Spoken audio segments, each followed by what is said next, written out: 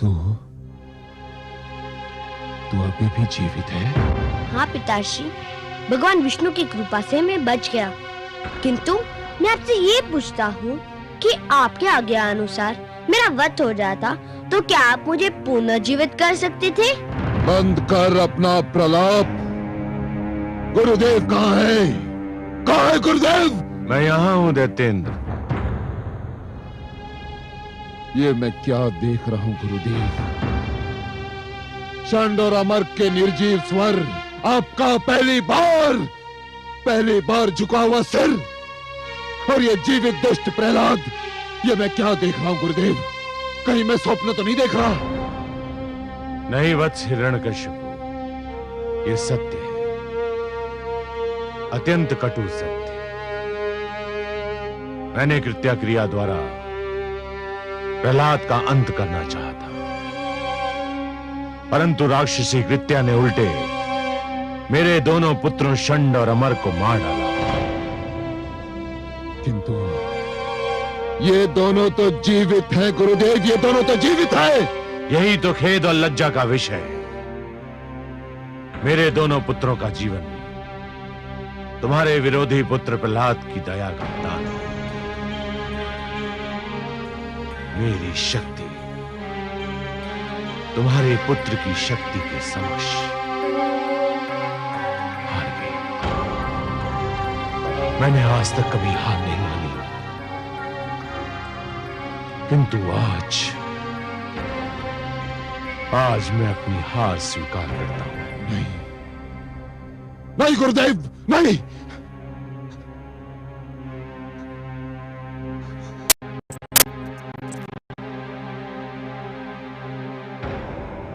ये नहीं हो सकता, ये नहीं हो सकता, मैं ऐसा नहीं होने दूंगा, ऐसा कदापि नहीं होने दूंगा। तेरे विष्णु ने मेरे भाई को छीना, मेरी बहन को छीना, और अब मेरे गुरुदेव को छीन लिया तेरे विष्णु ने।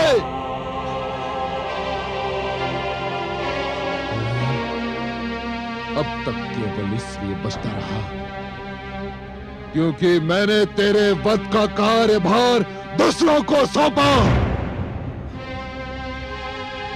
क्योंकि मैं तेरे रक्त से अपने हाथ नहीं रंगना चाहता था, किंतु अब ये अशुभ कार्य मुझे स्वयं करना होगा। नहीं, स्वामी छोड़ दीजिए मेरे पुत्र को। हट जाइए। नहीं स्वामी, नहीं। हट जाइए। नहीं।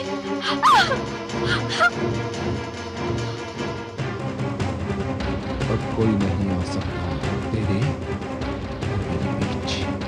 अब ये संसार देखेगा कि एक पिता अपने पुत्र का वध कैसे करता है।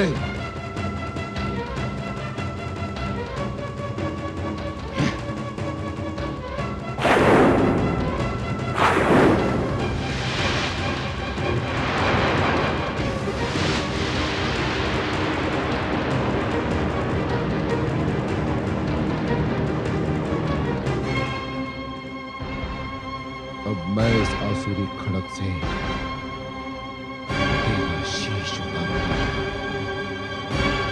सारे संसार में घुमाया जाएगा तेरा शीश, ताकि संसार में जो भी विष्णु भक्त बचा है तेरा कटा हुआ शीश देखकर विष्णु का नाम भूल जाएगा। मैं यहां बैठे सबको चेतावनी देता हूं कि कोई मेरे और इस दुष्ट के बीच आने का साहस न करे। हे आदरणीय पिताश्री, मेरे और आपके बीच तो कोई बहुत पहले से आरंभी से उपस्थित है। कौन है वो? मेरे श्री विष्णु भगवान। नहीं प्रहलाद, कहाँ है वो?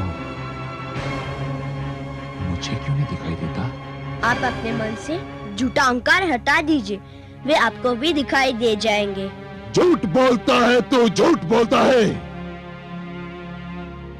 तेरे विष्णु में इतना साहस नहीं कि वो मेरे भगवान हिरण्यकशिपु के समीप आ सके।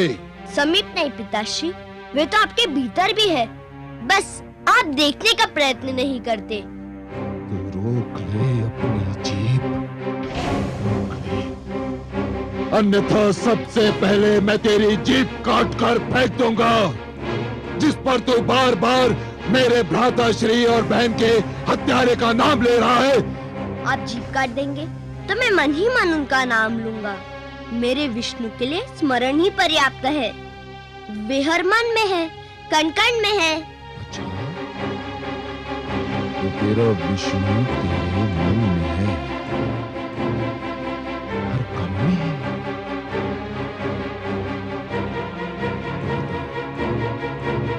तेरा विष्णु स्लोस्तंभ में है? हाँ पिताश्री, मेरा विष्णु इस लोह स्तंभ में भी है। सैनिकों, इस लोह स्तंभ को अग्नि से तपाओ, इसे अंगारे की भांति लाल बनाओ।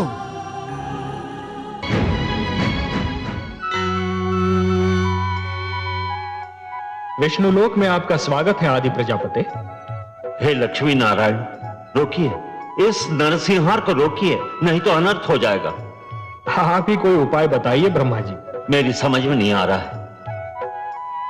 मैंने प्रहलाद के भाग्य लेख में उसे हिरण्यकशिपु के हाथों मारा जाना नहीं लिखा है। दूसरी ओर मैंने हिरण्यकशिपु को भी ऐसा वरदान दे रखा है कि वो मर नहीं सकता। इसीलिए मैंने सदैव यही कहा है हे ब्रह्मा, कि वरदान देने से पहले यह अवश्य सोच लेना चाहिए कि वरदान किसे दिया जा रहा है, क्यों दिया जा रहा है। जिसे यह वरदान दिया जा रहा है वो व्यक्ति इस वरदान का पात्र है भी या नहीं, और यदि है भी तो क्या वो उस वरदान का उचित उपयोग करेगा या नहीं। वो उस वरदान को आत्म सुख का उपहार मानेगा या दूसरों को दुख देने का शस्त्र। हे ब्रह्मा, जिस प्रकार शिशु के हाथ में खड्ग थमा देना अनदेखे संकट को निमंत्रण देना है, उसी प्रकार एक दुष्चरित्र व्यक्ति को वरदान दे देना अपने लिए और सृष्टि के लिए घातक घटनाओं को निमंत्रण देना है। आप सत्य कहते हैं, पर धनुष से बाण निकल चुका है। वरदान तो मैं दे चुका हूं, अब क्या हो सकता है। आपको कुछ तो करना ही होगा।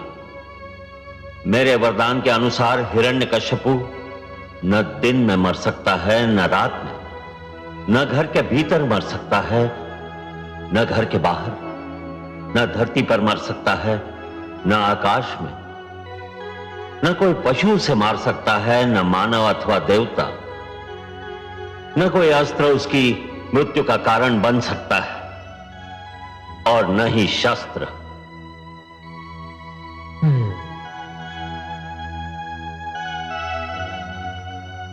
बहुत जटिल समस्या है ब्रह्मा जी। मुझे आपके वरदान का मान भी रखना है और पुत्र प्रहलाद की रक्षा भी करनी है।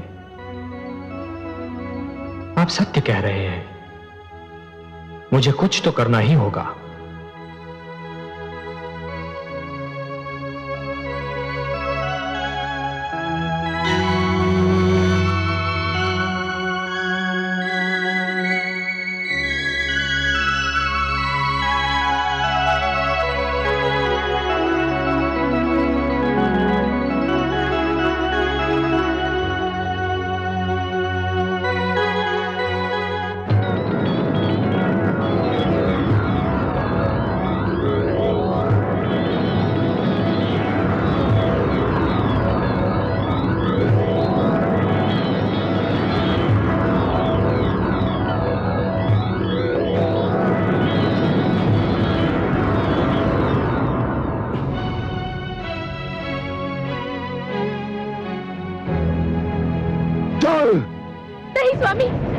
मत ले जाइए मेरे लाल को, छोड़ दीजिए उसे, क्षमा कर दीजिए, मत ले जाइए उसे, क्षमा कर दीजिए स्वामी, मत ले जाइए, मत ले जाइए, मत ले जाइए।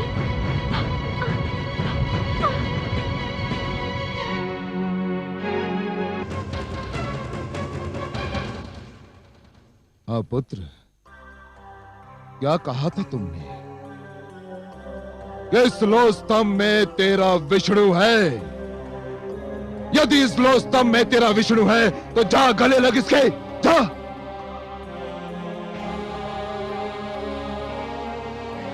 आगे बढ़ दुष्ट, अपने विष्णु का आलिंगन कर, जा। जो आज्ञा पिताश्री, आपका आशीर्वाद चाहिए। ओम नमो भगवते वासुदेवाय। ओम नमो, ओम नमो।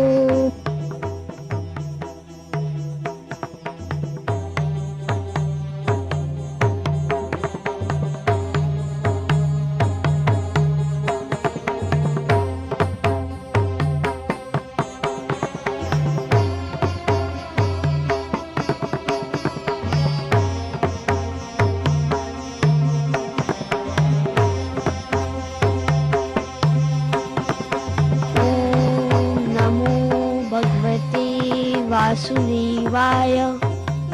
ओम नमो भगवते वासुदेवाय। ओम नमो भगवते वासुदेवाय। ओम नमो भगवते वासुदेवाय।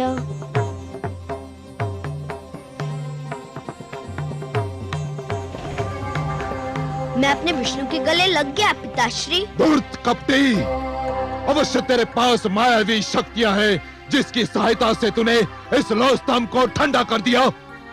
सैनिकों, बांध दो इसे इसी खंबे से। आज मैं इसके प्राण लेकर ही दम लूंगा। बांध दो इसे।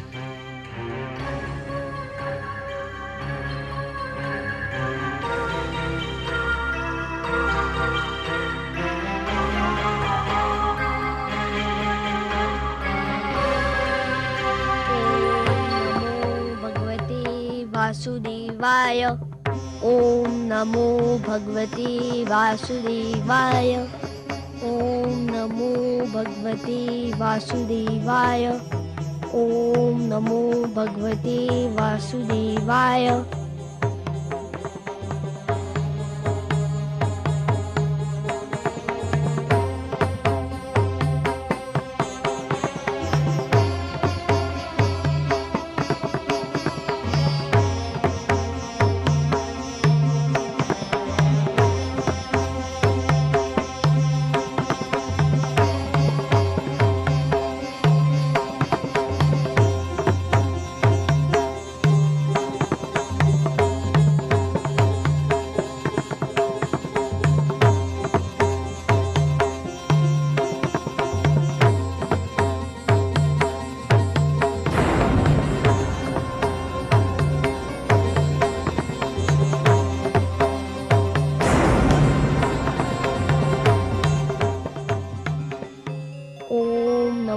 भगवते वासुदेवाय।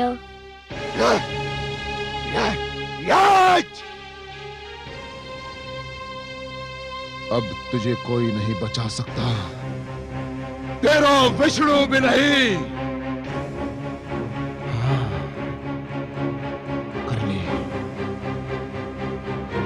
कर ले अपने विष्णु का मन भर के स्मरण कर ले।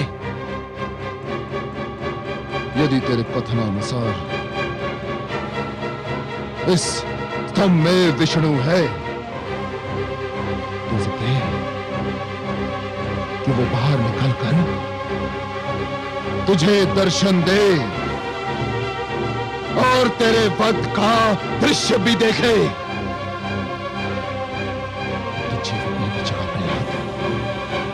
अब तू जीवित नहीं बचेगा।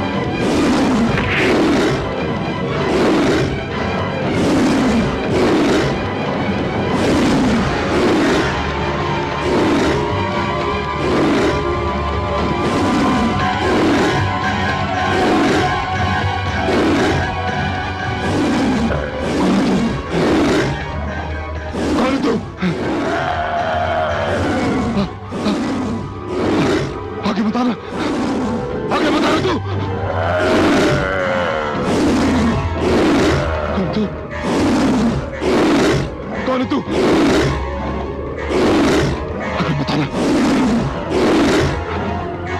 आगे मत आना तू।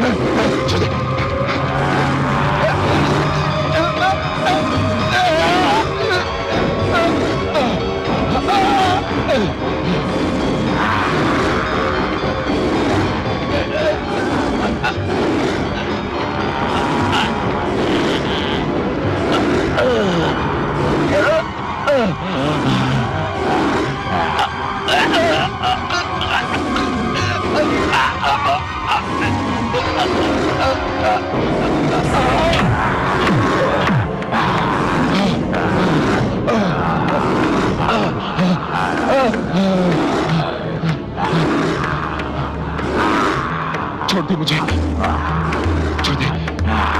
कौन है तू? मैं तेरी मृत्यु हूं धूर्त, तेरा काल। नहीं, ये नहीं हो सकता। मैं नहीं मर सकता। मैं भगवान हिरण्यकशिपु हूं, मैं नहीं मर सकता। क्यों नहीं मर सकता दुष्ट? क्या तूने किसी माता के गर्भ से जन्म नहीं लिया है? ब्रह्मा जी ने मुझे वरदान दिया है। क्या वरदान दिया है? कि ना मैं दिन में मर सकता हूं, न रात्रि में। तो देख दुष्ट, इस समय न दिन है ना रात्रि, ये संध्या काल की बेला है।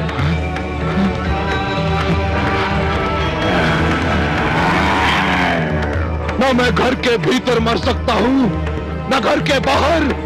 तू न घर के भीतर है न घर के बाहर, तू इस समय चौखट पर है।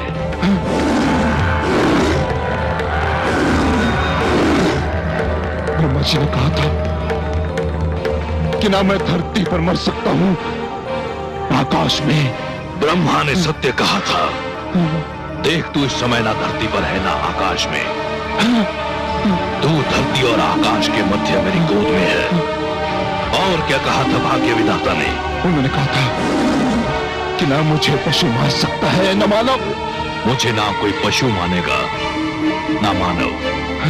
मैं आधा नर और आधा सिंह, मेरा नाम नरसिंह है।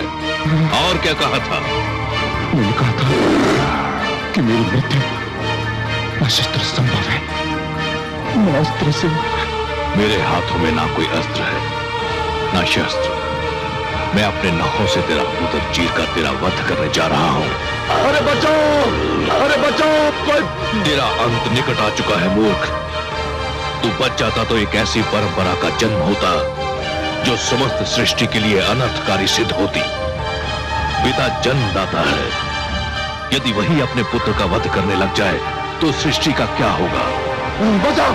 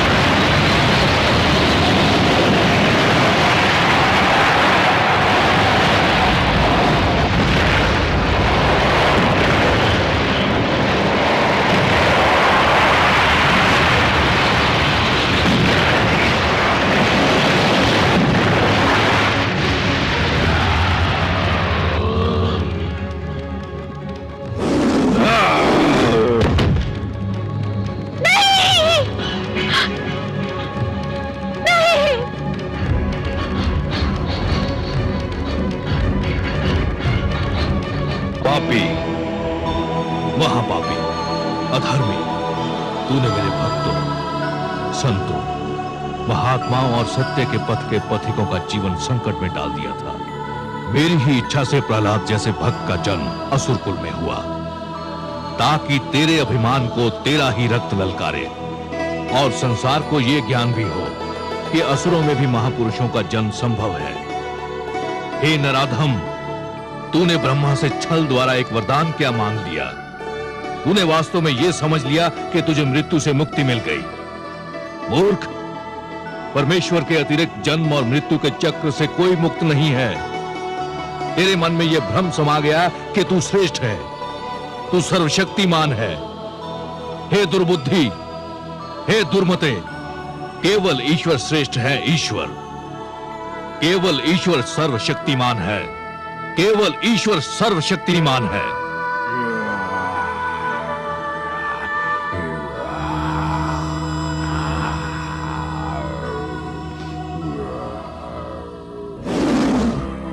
शांत हो जाइए हे विश्वेश्वर, शांत हो जाइए। नहीं, आज संसार को यह ज्ञात हो जाना चाहिए कि परमेश्वर की शक्ति को ललकारने वालों का क्या परिणाम होता है।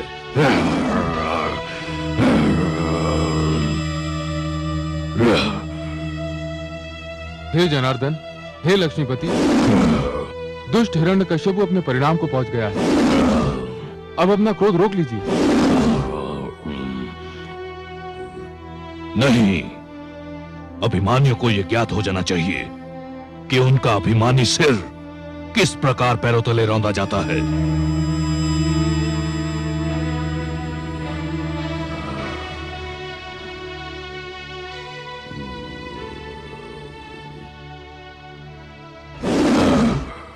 हे वासुदेव, आपने न्याय कर दिया है।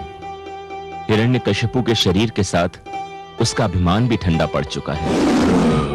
अब अपने प्रकोप को समेट लीजिए, नहीं तो समस्त सृष्टि उसकी चपेट में आ जाएगी। इस पापी ने स्वयं को ईश्वर कहा था, स्वयं को सर्वशक्तिमान कहा था, मेरे भक्तों को कष्ट दिया था। देख ले, आज समस्त संसार देख ले कि स्वयं को ईश्वर कहने वाले, स्वयं को सर्वशक्तिमान मानने वाले किस प्रकार धूल में मिला दिए जाते हैं।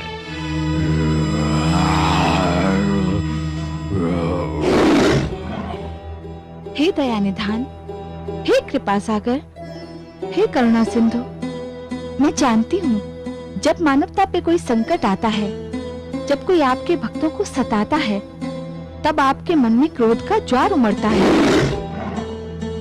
परंतु हे सर्वेश्वर, आपके भक्तों के शत्रु को आपने अपने हाथों से मारा है।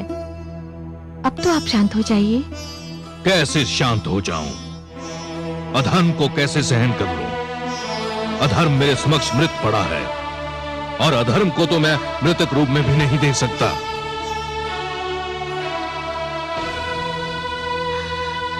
पुत्र,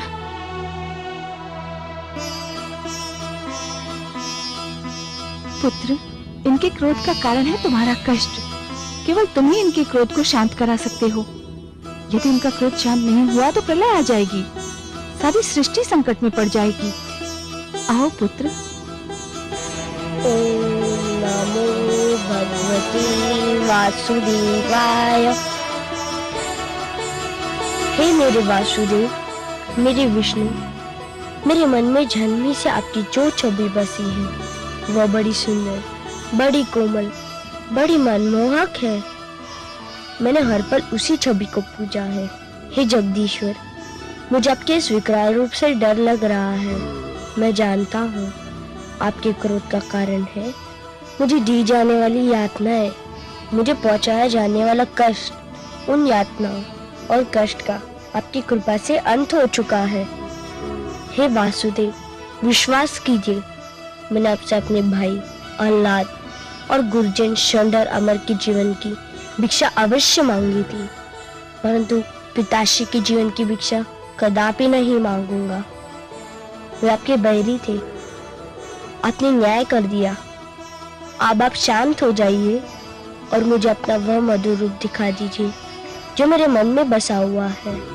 हे वासुदेव, मेरी विनती सुन लीजिए, मेरी प्रार्थना स्वीकार कर लीजिए।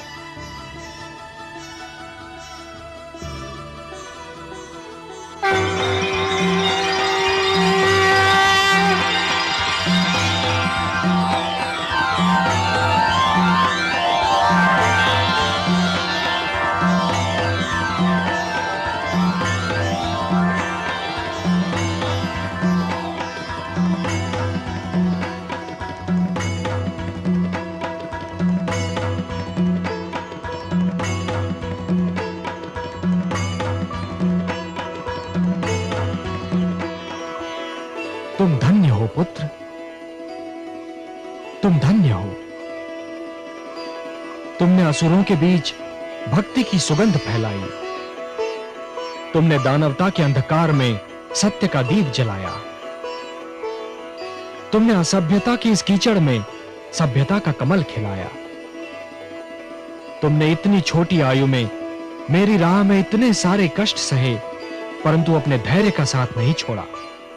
तुमने सबको यह दिखा दिया कि एक गुरु कैसा हो, शिष्य कैसा हो, शिक्षा कैसी हो। मैं तुमसे अत्यंत प्रसन्न हूं पुत्र प्रहलाद, अत्यंत प्रसन्न हूं। तुम मेरे परम भक्तों में गिने जाओगे। जब तक ये समस्त संसार रहेगा, कोई भी तुम्हारा नाम कदापि नहीं भूल पाएगा।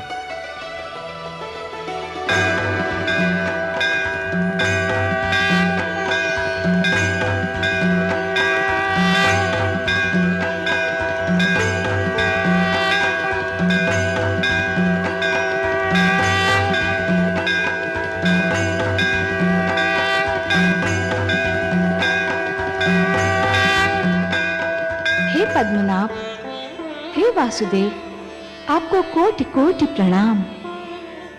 आपकी कृपा से पुनः एक बार सत्य की विजय हुई, पापी का अंत हुआ, पाप का नाश हुआ।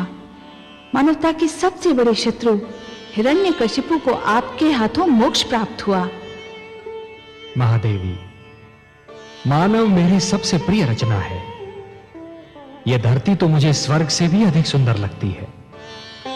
इसलिए जब भी कोई पापी धरती की सुंदरता को नष्ट करने का प्रयास करता है, जब भी कोई नराधम मानव को या मानवता को रौंदने का प्रयास करता है, तो मैं नृसिंह बनकर उसका वक्ष स्थल फाड़ देता हूं। मैं वराह बनकर उसका उदर चीर देता हूं, या फिर मैं मत्स्य बनकर उन दुराचारियों को जल समाधि दे देता हूं।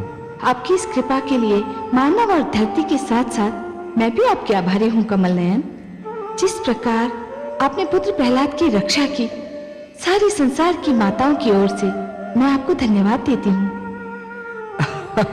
महादेवी, जिस प्रकार संतान को दूध पिलाने के लिए किसी माता को धन्यवाद नहीं दिया जाता, जिस प्रकार परिवार का पालन पोषण करने के लिए पिता को धन्यवाद नहीं दिया जाता, और जिस प्रकार फल देने के लिए वृक्ष को धन्यवाद नहीं दिया जाता, उसी प्रकार अपने भक्तों की रक्षा करने के लिए मेरा भी धन्यवाद देने की कोई आवश्यकता नहीं है महादेवी। मैं तो पिता हूं, सर्वेश्वर हूं, और यह समस्त विश्व मेरा परिवार है। भक्त प्रहलाद तो मेरा एक महान भक्त है महादेवी, और अपने भक्तों से मैं इतना अधिक प्रेम करता हूं कि कदाचित स्वयं अपने आप से नहीं करता। सत्य है कमल नयन, इसीलिए तो हिरण्यकशिपु पर आपके क्रोध का स्मरण करके मुझे अभी भी रोमांच हो रहा है। महादेवी, एक पापी, एक अत्याचारी कभी भी मेरी दया का पात्र नहीं हो सकता। हिरण्यकशिपु के पापों का घड़ा मेरे भक्तों से रक्त से भर रहा था। कोई भी दिन ऐसा नहीं था जिस दिन उसने मेरे भक्तों की हत्या न की हो। जिस क्रूरता से उसने विष्णु नाम के बालक की हत्या कर दी, उसी क्रूरता से मैंने भी उसका वध कर दिया। आपको उस पापी के लिए कैसा भयानक रूप धारण करना पड़ा था? महादेवी, अपने भक्तों की रक्षा करने के लिए मैं कोई भी रूप धारण कर सकता हूं। जैसे आज नृसिंह अवतार धारण करके मैंने उस पापी हिरण्यकशिपु का वध कर दिया, जो स्वयं अपने ही पुत्र का वध करना चाहता था, केवल अपने पाखंड की रक्षा करने के लिए। अपने स्वार्थ, अपनी महत्वाकांक्षा के सामने वो ना तो राजधर्म को निभा पाया, न एक पति के धर्म को, और ना ही पिता के धर्म को। मैंने उसके वंश में प्रहलाद जैसे बालक को जन्म दिया। प्रहलाद, जिसका मुखमंडल देखकर स्वयं अत्याचार को भी दया आ जाए। परंतु हिरण्यकशिपु को दया नहीं आई महादेवी। महादेवी, यह धरती मैंने ऐसे अत्याचारियों के लिए नहीं बनाई। यह धरती मैंने ऐसे हत्यारों के लिए नहीं बनाई। इस धरती की सुंदरता धमाके से उजाड़ने के लिए मैंने नहीं बनाई महादेवी। इसलिए आज मैं यह पुनः घोषणा करता हूं, परित्राणाय साधूनाम विनाशाय च दुष्कृताम धर्म संस्थापनार्थाय संभवामि युगे युगे। जब जब धर्म पर संकट आएगा महादेवी, और ये दुष्ट जन महात्माओं को कष्ट पहुंचाएंगे, तब तब धर्म की रक्षा करने में आऊंगा, धरती और मानवता की रक्षा करने में आऊंगा और हर युग में आता रहूंगा।